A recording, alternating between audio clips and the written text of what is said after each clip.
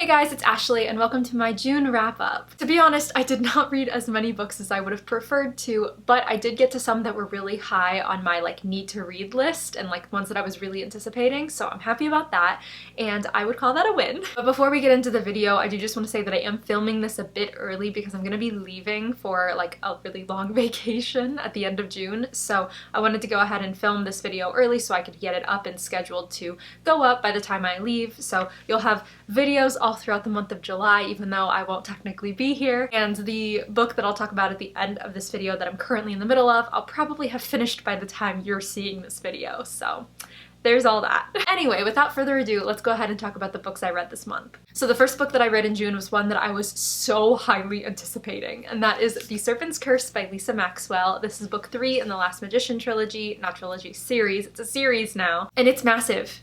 It's a big, giant book, which is good and also bad when it comes to this story in particular. Let me tell you why. So the first book in this series was amazing. It was perfectly paced. I absolutely loved it, all of the characters, everything that happened. It was so great.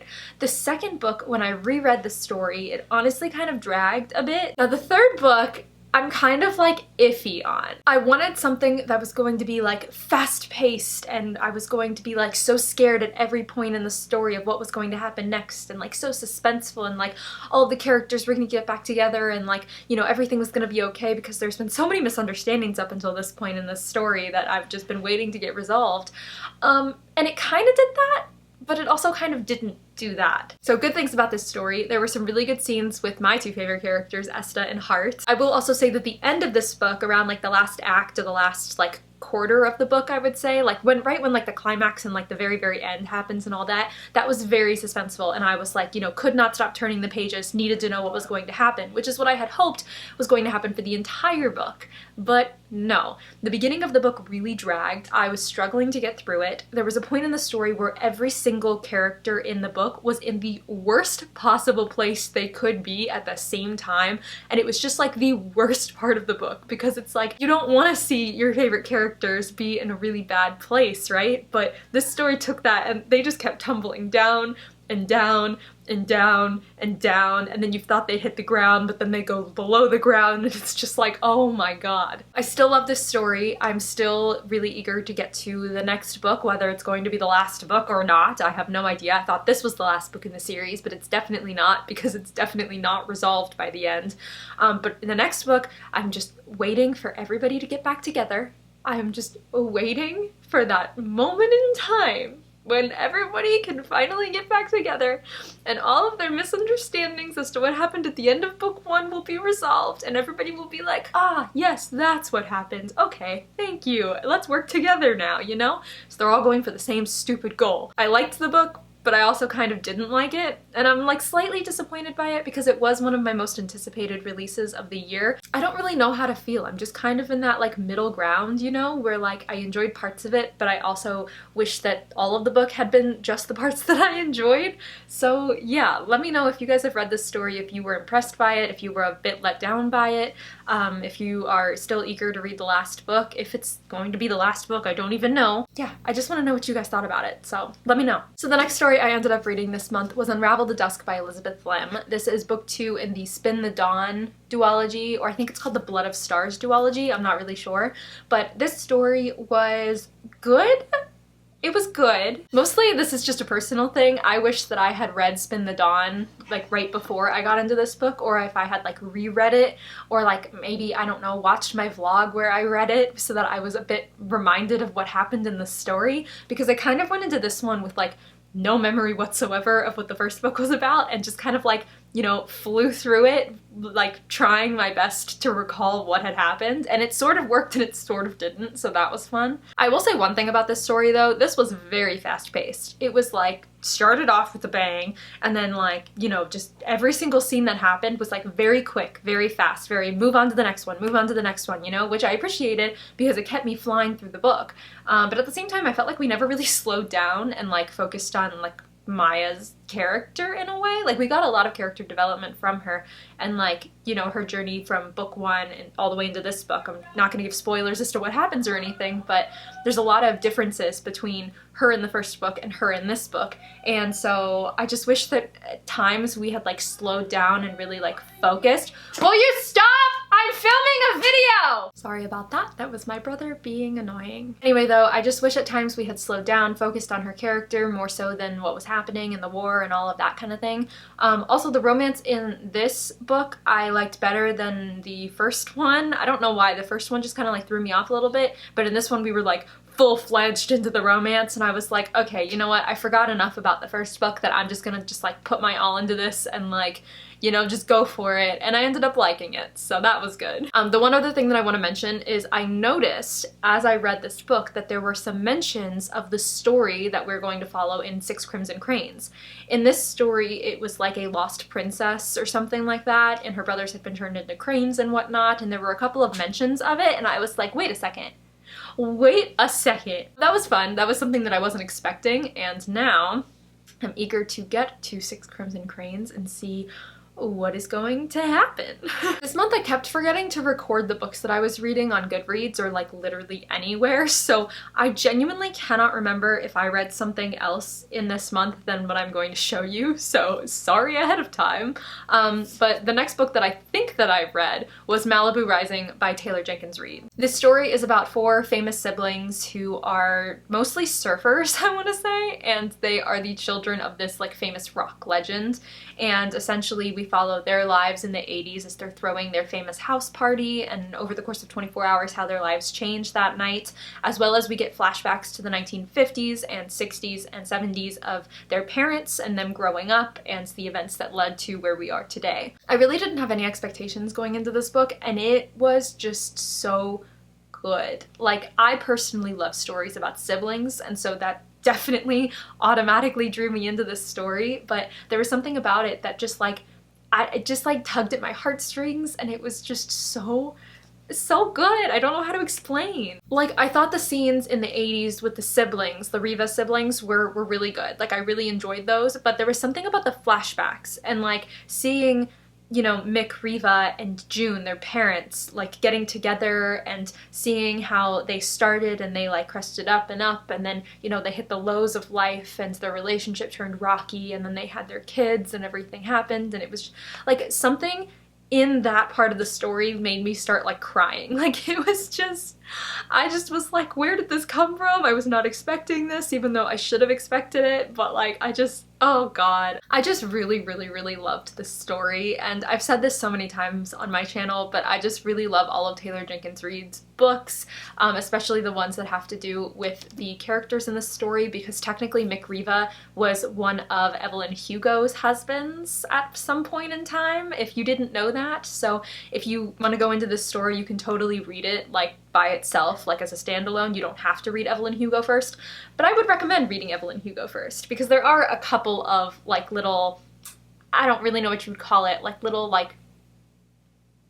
I can't think of the word. There's a couple of mentions of like, you know, a name drop here or like a mention there, and it's like if you haven't read that book you wouldn't pick up on it, but they're also not essential to understand the story, if that makes sense. So you can totally read this one as a standalone. You can totally read Evelyn Hugo first, which I highly recommend. And Daisy Jones and the Six. I'm pretty sure that there were mentions in this story that threw back to that book as well, but it's been a while since I read that one too, so I might have missed a couple of them, but yeah, it was so good. And then if you've seen the vlog that should have gone up the week before this video is going up, then you might know that I have already read Warbreaker by Brandon Sanderson. This was a book on my summer TBR, and I wanted to get to it mostly because some people had said that I should before I hopped into any of his like larger bodies of work, like The Way of Kings or whatever. And also it's a standalone as of now, so like I wouldn't have to commit to anything by reading it, which I was happy about, because I don't know that I want to start any more series commitments at this point in time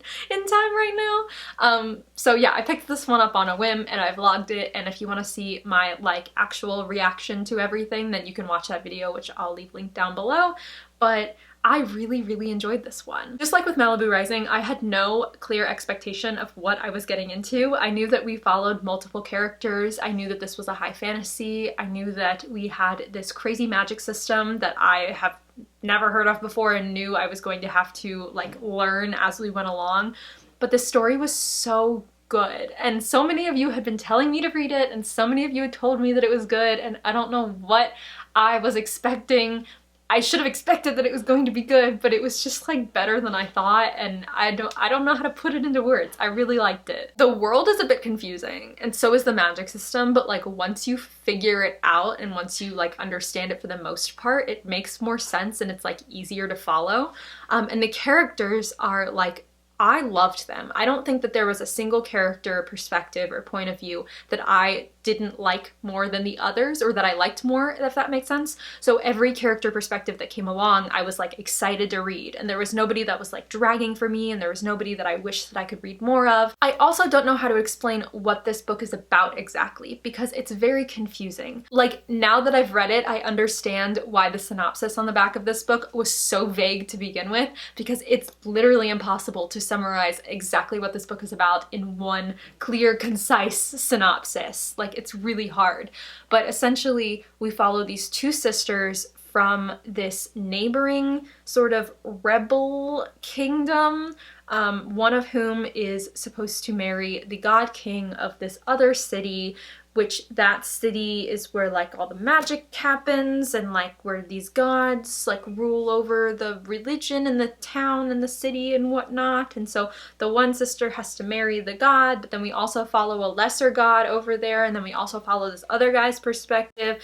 Basically, the whole story is like a bunch of characters either trying to start a war or trying to stop a war from happening. That's like the whole book, and you're not sure in the entire story who wants the war to happen and who doesn't want the war to happen until like closer to the end. Like, it really keeps you on your toes, a lot of this book. Like, there were some characters in the story who I was like, oh, I like him, I trust him, yes, and then by the end I was like, that was a stupid decision to make, Ashley. Like, you don't know who to trust, you don't know who is good and who is bad and who is for this and who is for that, and it's just like a crazy wild ride. So I really liked it. I thought that it was a great fantasy, and especially if you're looking for something that's a standalone. If you're not looking for the commitment of a series, I highly recommend picking this up. It was really, really, really good, and even though it's kind of chunky, it's like 600, 700 pages, I flew through it. Also, I googled it, and there are two things that I want to mention. First of all, I didn't realize that this was a book that Brandon Sanderson actually provides for free on his website.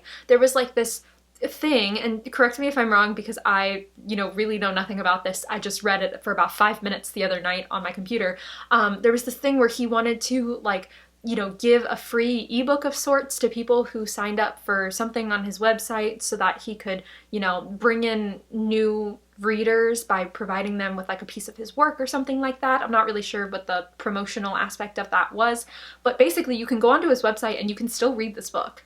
Like, you can just read all of the chapters of this book for free on the website. So if you want to read the first few and see if you enjoy it, go onto his website and check it out, because I found the chapters. And also, apparently there is a supposed sequel in the works for this story. As of right now, it's called Nightblood, and it is kind of on the back burner as far as I can tell. So this might not be a standalone for much longer. We might have a sequel to it, which I'm really, really, really excited about, because the ending to this was a bit vague as to what was happening with a couple of the characters especially, and I would really love to see more of, where they go and what their story is and what happens. So it's exciting. I'm excited for the future, Who knows when it's gonna happen, because God knows how many things he's working on at once, but like, I'm excited for it. And so the last book that I am currently in the middle of, but will probably have ended up finishing by the time you're watching this video, is The Son of Neptune by Rick Riordan. I said that I was going to get to it, and I got to it, and I'm like 200 pages in at this point, so I should be able to finish it by the time you watch this video, and I should actually have the vlog all edited and uploaded, so it should go up in July, so keep your eye out for it. But yeah, I'm in the middle of this book, and I forgot how much I absolutely love this story. Like, I honestly think that I might like this story more than The Lost Hero, which, like, I've loved The Lost Hero for as long as I can remember. Like, I don't know why, but that is the one book in this whole series that stood out to me the most, was The Lost Hero. I remembered the most of it, and I remembered like more scenes in that book than in the rest of the series. I don't know why. So the fact that I'm enjoying this one more is just kind of surprising to me, but it is what it is. I just got to the part where we are about to embark on our quest, so I'm really excited to hop into that and to get the story started. And that's all I have to say. Keep an eye out for the vlog because it will be coming out, and yeah, that's it. So yeah, I read about 4 to 5 books this month, definitely a lower number than in past months, but all of these except for one were fantasy, so I was probably reading a bit slower, and also I was coming off of a bit of a slump from the month before, so I'm definitely happy with what I read. And I'm happy with what I read any month, whether it's a low number of books or a high number of books. I really don't have any expectation for myself, but as for, you know, having enough content to read in order to make content for my channel, that's a different story. So the more that I can read, the more content that I can put out because I'm more motivated with, you know, more stories swirling around in my head. So that's what I'm talking about whenever I say like, oh, I'm happy I read this many books, because it just helps me in the long run. Anyway, I'd love to hear how your June went. As for reading, as for life, let me know in the comments what you guys are up to. Are you doing anything this summer? I'm really excited for my vacation and to just explore and to get to travel again, which I think I talk about in my July TBR, which I filmed before I filmed this video. So that video should be going up in a couple days. So if I talk more about traveling then, you'll hear it then. But yeah, I'm just excited for summer. So yeah, let me know in the comments what you guys are doing. But other than that, I think that's going to be it for this video. So if you want to follow me on any of my socials, all my handles are in the description. Thank you guys so much for watching, and I will catch you later. Bye!